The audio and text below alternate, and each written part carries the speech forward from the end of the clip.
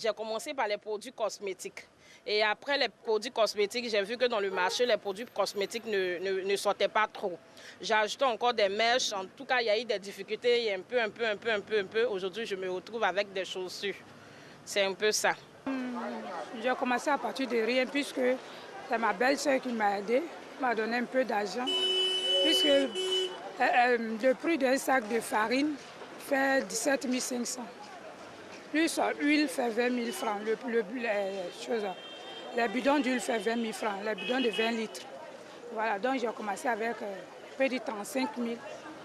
Bon, avant les fêtes, par la grâce de Dieu, j'ai eu à mettre 75 000 à côté. Je faisais la colonnerie au départ, à force d'épargner un peu. Bon, j'ai essayé de développer un autre commerce où j'ai mis une vente de chaussures. On a trouvé qu'un vente de chaussures, au moins, ça, au moins, il maîtrise un peu le domaine. Donc, je me suis engagé dans la vente de chaussures, laissé la colonie, je me suis engagé dans la vente de chaussures. Mais au fur et à mesure que j'épargne, j'essaie de renforcer un peu le commerce un peu. On a un gars qui passe des microfinances, qui passe, bon, pas une petite banque qui passe chaque jour. Normalement, le début, on lui donnait 10 000 francs, on signait 10 000 francs par jour. Quand on lui donnait, chaque jour, il passait pour 10 000 francs, chaque jour, il passe pour 10 000 francs. Et ce qui nous reste à la fin du mois, on utilise pour faire les achats. Je suis allée pour aller faire renseignement dans une banque. Donc on m'a dit d'envoyer papier de cours, un papier de saut de CIE. Donc ça fait que comme moi je n'ai pas eu ce papier, donc je n'ai pas eu le courage pour aller. Ça me tente de prendre les prêts, mais les procédures sont tellement difficiles. En tout cas, je n'ai pas eu le courage d'aller à la banque. Puisqu'on me parle, on me dit déjà que c'est difficile. Il faut envoyer des papiers, les papiers de cours, quoi. Donc j'entends tout ça, donc je n'ai pas eu le courage. Ben voilà, vous êtes de retour dans votre matinale et Maurice Koué, expert en promotion du secteur privé, est avec nous pour parler du modèle de richesse d'Ioula. Quel enseignement, bonjour monsieur. Bonjour, bonjour, bonne année. Merci, à vous aussi. Alors, qu'est-ce que le modèle d'Ioula? Merci. Le modèle d'Ioula, c'est un concept. C'est un esprit, un comportement. Ce n'est pas le malinqué, l'ethnie malinqué. Dans tous les cas, le modèle d'Ioula, c'est transethnique. Ce qu'il faut retenir, c'est que dans le modèle d'Ioula, on vise d'abord le commerce. Il y a l'esprit d'entreprise, l'esprit, le goût du risque. Et la plupart des adeptes de ce modèle-là sont souvent ceux-là même qui initient, qui font du commerce et qui prennent des risques, essentiellement. Donc c'est un concept, c'est un comportement, c'est un esprit commercial, si vous voulez, qui est derrière. Bien sûr, l'origine, c'est les malinqués qui sont, par définition, plus nombreux que les autres adeptes. Mais il reste qu'il n'y a pas que les malinqués. Il y a tout autre Ivoirien qui manifeste le goût de prendre, enfin, le goût des risques, qui, ma foi, sont là. Et c'est d'ailleurs pour ça que je parle là-dedans aussi des Nziga qui n'est pas malinqué. Alors, qu'est-ce qui fait la particularité de ce modèle? On va entrer encore un peu plus en profondeur. Qu'est-ce qui fait sa particularité et en quoi ce modèle-là peut tirer donc, notre économie vers le haut? Oui, d'abord, il faut connaître d'abord les principes. Les adeptes du modèle d'Ioula ne cherchent pas un emploi, ils créent leur emploi. Super. Ça, c'est important. Ça, c'est très important. Et au moment où nous assistons à un taux de chômage très, très élevé, à un taux de pauvreté, retenez qu'il y a au moins un Ivoirien sur deux qui est pauvre. Et la pauvreté, ce n'est que la résultante un peu du fait qu'on est trop longtemps resté chômeur. Alors, évidemment, quand on a ce genre de situation, il faut que tout le monde s'imprègne, il faut que tout le monde s'implique dans la création des richesses. D'accord. Et ce n'est pas seulement dans le salariat, non. Il faut que chacun prenne le risque de créer son entreprise, quel que soit le niveau et la taille. Alors, on se rend compte que ceux qui évoluent, selon le modèle d'Ioula, évoluent très souvent dans l'informel. Est-ce que cela ne nuit pas à l'économie d'une nation? Pas du tout. D'abord, c'est le point de départ, c'est une pépinière. La plupart des grands millionnaires de Côte d'Ivoire, les vrais, j'entends, sont partis du secteur informel et ils ont évolué graduellement vers... Quand vous dites les vrais? Oui, parce que ceux-là, ils sont partis de rien. Est-ce que ça dit qu'il y a des faux milliardaires en Côte d'Ivoire? Non, pas forcément, mais je veux dire que les vrais millionnaires, nous, dans notre langage, c'est des gens qui ont commencé par initier des petites activités qui sont partis de rien et qui ont évolué graduellement. Ils ont respecté les principes de création. La provenance réelle de la richesse. Voilà, je ne veux pas aller trop dans les considérations. Oui, mais ça ne me dérange pas. Je peux tout développer. Mais ce qui est certain, c'est que ce que nous appelons, nous, les vrais millionnaires, c'est ceux-là qui sont partis de rien à partir des principes de base et qui ont évolué et qui ont réussi à maîtriser ce processus-là qui est très long et qui est très, très difficile. Ils sont passés par les paradis fiscaux. OK, donc c'est très important. Donc c'est très important. Donc, quand vous parlez du côté informel qui constitue une pépinière, donc vous cautionnez l'informel? D'abord, de quel droit devons-nous considérer que c'est une activité est informelle? Non, d'abord, c'est une façon de penser qui n'est pas qui est même péjorative. Parce que le secteur informel nourrit au moins plus d'1 million d'individus tous les jours. Oui, mais il n'y a pas de traçabilité. Parfois, généralement, moi je suis d'accord avec le fait que c'est des personnes qui créent de l'emploi, la richesse, mais des fois, il n'y a pas de traçabilité, il n'y a pas d'organisation, il n'y a pas de lisibilité. Donc c'est logique pour une nation, un pays qui veut se développer, d'avoir vraiment des indices clairs, fiables. Donc vous êtes du corps, vous savez que c'est très important. L'informel, il faut que ce soit organisé quand même. Oui, mais il n'appartient pas. Eux, ils sont organisés en tant qu'entrepreneurs. Dans leur désordre? Oui, bien sûr, parce qu'en fait, leur but, c'est de pouvoir exploiter bien, créer des richesses. Mais il appartient à l'État de l'organiser comme il faut. Non, là-dessus, il n'y a pas de problème. Eux, dans leur activité, ils sont bien organisés. Maintenant, si l'État les laisse dans leur état, c'est difficile. Mais en réalité, on peut créer des incubateurs, des pépinières, des villages, où on peut les regrouper pour essayer de les retracer, pour qu'on les aide à s'organiser et ensuite, maintenant, essayer d'en tirer le maximum de profits fiscaux. Et justement, vous avez parlé d'organisation interne. Il y a également la solidarité. On constate que ce sont des personnes qui sont très solidaires entre elles. La solidarité est une des cultures de base que les gens exploitent. D'ailleurs, quand il dit modèle Gula, vous aurez seulement l'occasion de le dire, mais le modèle Gula est parti d'une observation. Parce que la Côte d'Ivoire, comme beaucoup de pays africains colonisés, on a connu une double colonisation. La première, elle était politique, ça, nous avons réussi à s'en sortir. Mais la deuxième, qui a commencé en 1960, très souvent a été le fruit de plusieurs personnes qui venaient d'ailleurs et qui sont venues développer des filières entières, des secteurs entiers. Et c'est le modèle Gula, où les adeptes ont réussi à observer patiemment pourquoi ces gens-là, qui sont venus d'ailleurs, qui n'ont pas plus de diplôme que nous, ont réussi à maîtriser des filières entières. Vous allez seulement voir, par exemple, les Nigériens, les Haoussa, tout ce monde-là, ils ont réussi à maîtriser des filières. J'entends par là les tôles, le domaine des tôles, des bois et autres que tout le monde connaît, la kéké. Les Mauritaniens avec leurs boutiques. Les Libanais, les Syriens à l'époque. Oui, mais les Libanais, c'est même la communauté la plus organisée, la plus importante, qui détient près de 50% de l'économie ivoirienne. Mais il faut que les Ivoiriens, et c'est le message que je veux faire passer surtout, il faut que les Ivoiriens profitent de leur expérience, de leur savoir-faire, pour essayer de faire comme eux. Pas pour les chasser, mais c'est vrai, ils sont très puissants, ils sont organisés, ils sont soutenus par des mannes financières, d'accord. Mais nous pouvons les observer, regarder comment ils s'arrangent pour réussir, de quoi dépend leur réussite. Malheureusement, ils ont des chambres de commerce auxquelles les Ivoiriens n'ont pas toujours accès. C'est ça qui est dommage. Mais en fait, le dire, je l'ai écrit pour que... Soit dit en passant. Oui, soit dit en passant. Mais j'avoue, je le dis quelque part, hein, je dis quand les Ivoiriens espèrent, les Français désespèrent et les Chinois et les Libanais prospèrent. Mais alors, quel est leur secret? Il faut que les Ivoiriens, diplômés ou pas, s'inspirent de leur connaissance, de leur savoir-faire. Justement, on va essayer de raisonner par l'absurde, vite fait. Alors, vous êtes ministre de l'économie. Comment vous intégrez... Oui, pour moins 2 heures de temps.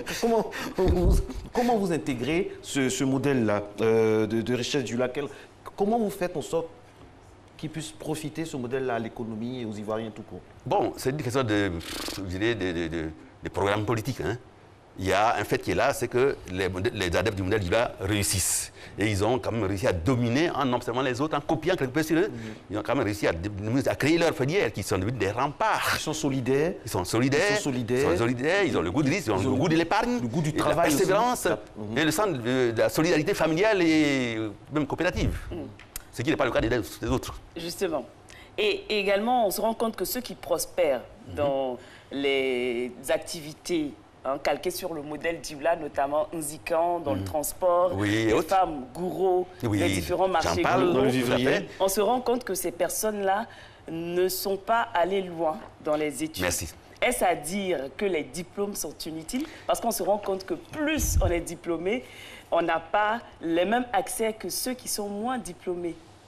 Merci pour la question, parce que c'est l'un des messages forts que je vais faire passer à travers le livre. Le diplôme, c'est un atout, mais ça ne nourrit pas son homme. Bon, donc, il faut... Ça donne des chances d'aller plus loin, d'être critique, mais ce n'est pas de ça qu'on vit. Il y a des gens qui sont docteurs, qui ont des diplômes post-doctoraux, et qui, ma foi, sont aussi pauvres, comme vous et moi. Le problème, c'est que ça ne donne pas son pain, et comme ça ne donne pas le pain, si tu ne bouges pas, tu n'as rien. La preuve, c'est qu'on n'est pas obligé de passer par là pour créer de la richesse. Or, c'est la richesse qui combat la pauvreté.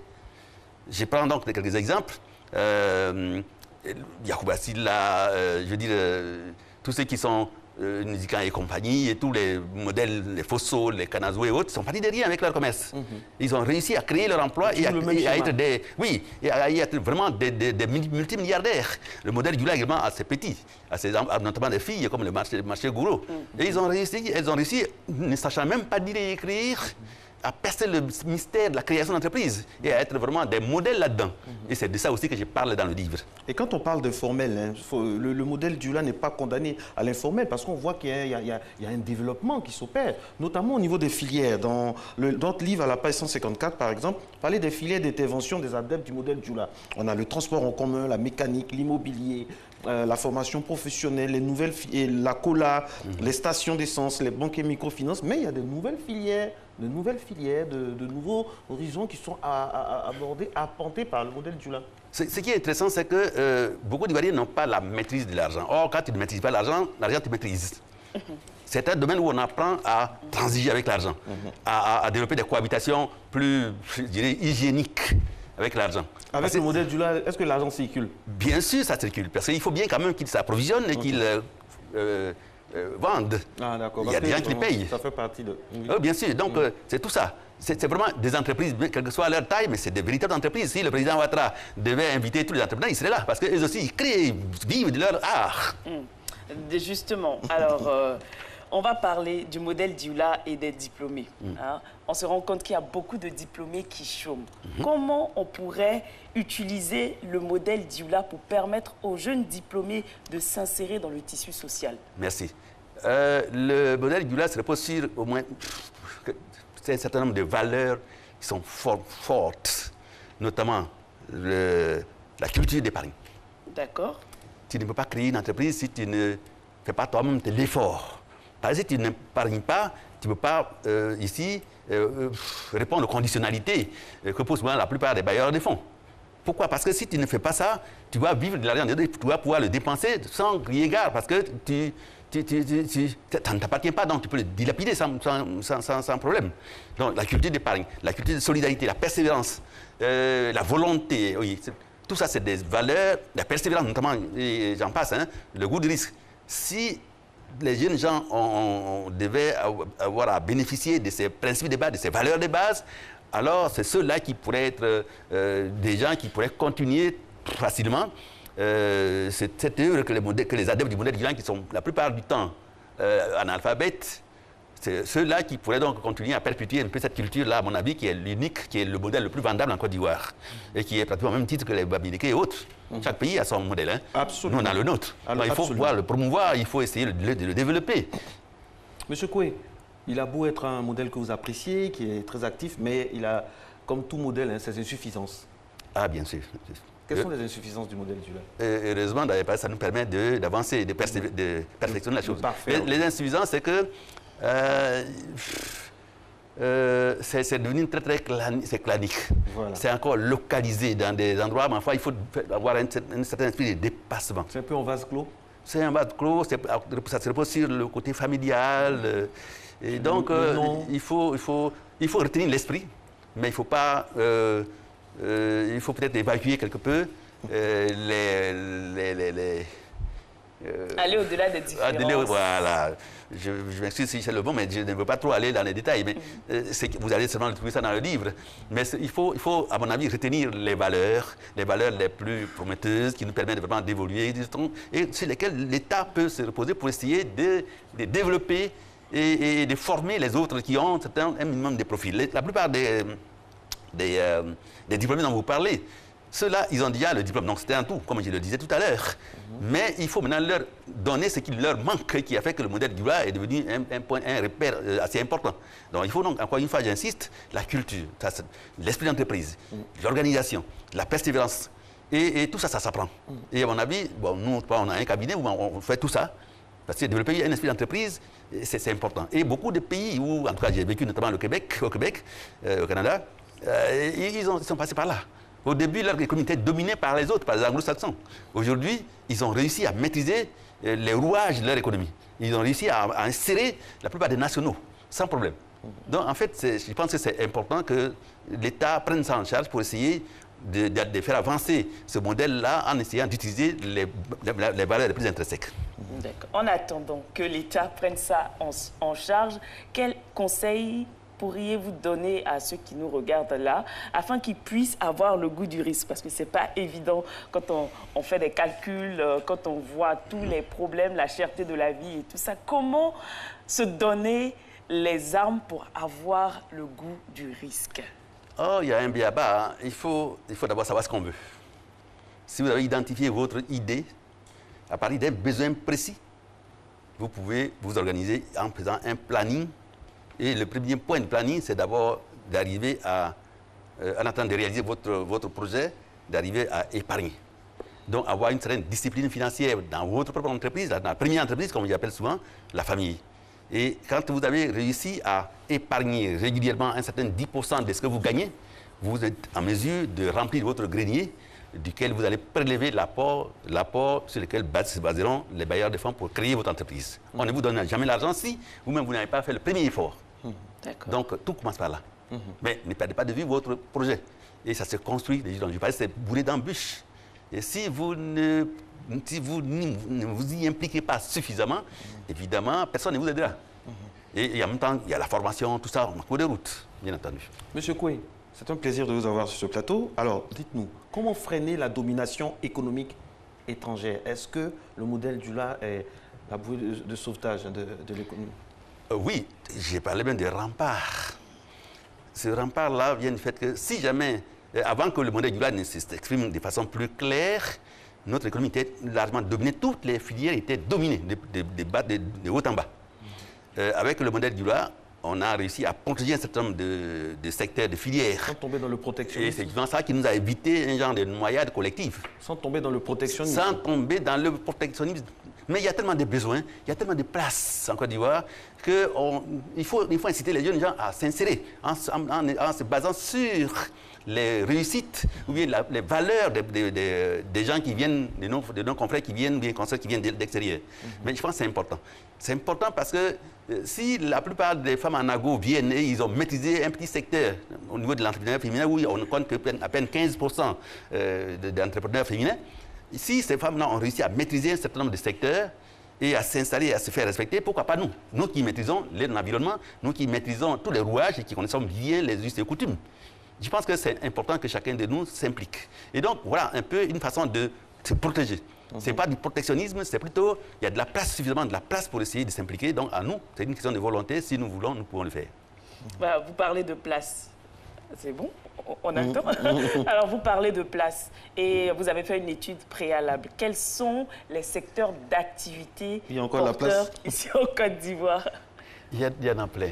Si aux États-Unis ou ailleurs, dans le pays développé, on crée encore des entreprises, beaucoup meurent. Hein? Beaucoup même ne dépassent même pas le cadre de la couche. Mais ça ne les empêche pas de continuer à créer. Si dans ces pays développés, eux, ils continuent de créer, pourquoi pas chez nous, où il n'y a pratiquement pas grand-chose. D'ailleurs, les Blancs viennent ici, or nous on fuit pour aller chez eux. Donc je pense qu'il faut qu'on fasse un effort pour essayer de créer chez nous, parce qu'il y a encore énormément de besoins. Il suffit juste de réfléchir. Même si vous n'avez pas d'idée, mais il y a des cabinets, il y a des experts qui peuvent vous aider à trouver des idées. Et même à partir des idées qui existent, on peut encore les amplifier, les développer. Donc je pense qu'il n'y a pas de limite à ce niveau. La reconnaissance de ce modèle de conception. Il y a la place. La reconnaissance de ce modèle de conception locale qui mérite ses lettres de noblesse augmentera son audience et facilitera, nous en sommes convaincus, l'insertion des jeunes dans le tissu économique. Et quand on sait que les jeunes constituent l'épine dorsale de toute politique économique, il y a de belles promesses, il y a de l'espoir. Le modèle du est un modèle à parfaire, à prendre en compte pour le bien-être de notre économie. Qu'est-ce qui reste encore? Soit dit en passant, il y a le bois qui nous échappe, il y a le garba, il y a la quincaillerie. Le transport. Il y a le transport. Bon, qu'est-ce qui reste encore? Beaucoup de choses restent encore. Oui, beaucoup. En fait, même à partir de ce qu'ils ont créé, comme la plupart de nos jeunes Ivoiriens sont des diplômés, ils ont la capacité de réfléchir et de trouver des passerelles qui ne sont pas encore exploitées. Je prends juste un exemple au niveau avec les Britanniens. Ils se sont confinés dans les petites boutiques. Les Libanais sont en haut et ils sont en bas. Mais il y a un vide. Au milieu. Il y a un vide au milieu. Or, l'Ivoirien aime bien aller en vacances. L'Ivoirien aime bien faire sa sieste. Alors, évidemment, dans une petite boutique où il y a la place pour une personne, tu peux pas, il faut être là tous les jours, comme les Britanniens. Donc, on peut facilement créer une espèce de passerelle, notamment avec les supérettes, pour que les Ivoiriens qui aiment bien dormir, qui aiment bien faire des vacances, prennent au moins 2 ou 3 employés qui puissent les aider. Pendant ce temps, par exemple, qu'ils dorment, les autres seront là. Donc, en fait, il y a encore de la place. Pourvu que nous, on comprenne très bien la structure de l'économie ivoirienne et qu'on essaie de faire en sorte que nous puissions exploiter ce qui existe, ou bien davantage exploiter, ou bien même exploiter ce qui n'existe pas encore. Le modèle Dioula, mesdames et messieurs. Je conclue une chose. Oui, dire que, 30 secondes. Ce livre-là peut prêter à l'interprétation quand on dit oui, mais c'est pour chasser les gens. Ce n'est pas pour les chasser. Les gens sont là, ceux qui sont venus sont là parce que nous avons, parce qu'il y a un besoin. Ce n'est pas pour les chasser. Il y a énormément de besoins. Il suffit juste de faire comme eux et puis de tirer des leçons pour que davantage nous puissions nous insérer dans le tissu économique ivoirien. Merci beaucoup à vous, M. Maurice Koué. Merci aussi pour les cours que vous donnez, qui sont très, très enrichissants. On a eu l'occasion donc de le constater. Vous êtes à Matin Bonheur, exceptionnellement aujourd'hui, Nessie. On va aller directement et finir cette émission, la première de la semaine, avec l'instant vérité. Gabriel Zani, de retour du Libéria, après avoir couvert, bien sûr, les élections et la victoire de Mr. George Weah Oppong. Cette fois, s'attaque à un autre défi. Donc, qu'est-ce qui se passe à la Fédération ivoirienne de football? Restez avec nous jusqu'à 7h30. Instant vérité, exceptionnellement, pour finir ce premier rendez-vous. Merci, on se retrouve demain. Mais avant, instant vérité, c'est parti.